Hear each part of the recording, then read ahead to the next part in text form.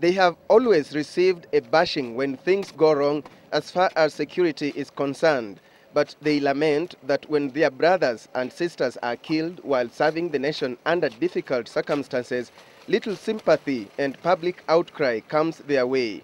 The recent killing of at least 30 police officers in Baragoi, Samburu County has raised more questions than answers on the conditions under which police officers work. The police service is citing poor facilitation, from lack of communication equipment to a shortage of vehicles, as well as insufficient protective gear. The officers say police are unable to respond on many occasions to distress calls simply because they have no means to reach the crime scene. Today, if you go to any police station, it is very difficult to find a police station with a direct line that you can call and get the police. Very difficult.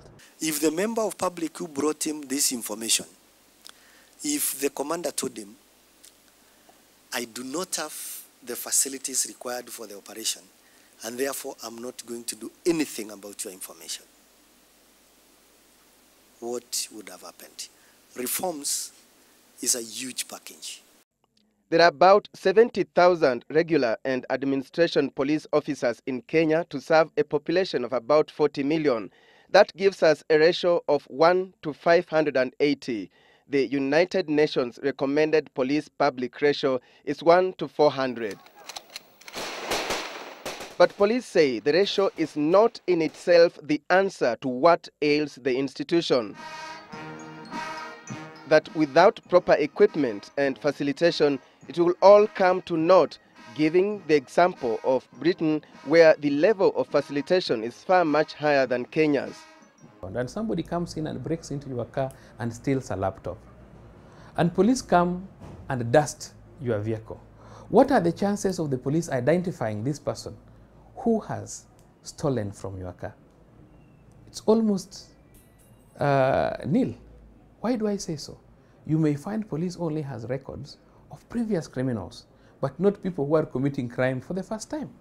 And therefore, there should be, when people talk about a forensic lab, it is not a big thing.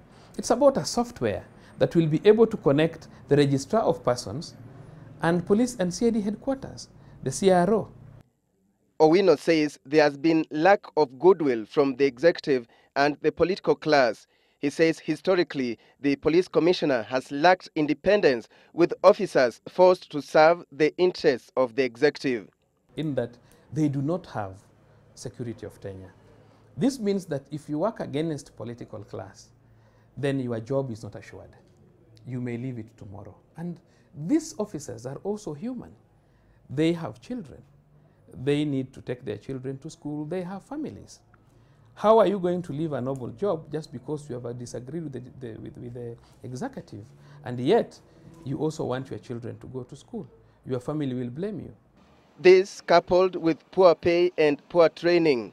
But what has prevented the police from demanding for their rights and pushing for higher budgets to improve their working conditions? We come from a disciplined force, a disciplined service in the sense that we cannot go arguing with our bosses, whether at the ministry level or at the highest level in the executive. We simply do our work, and that is why the public become the advocate of the police.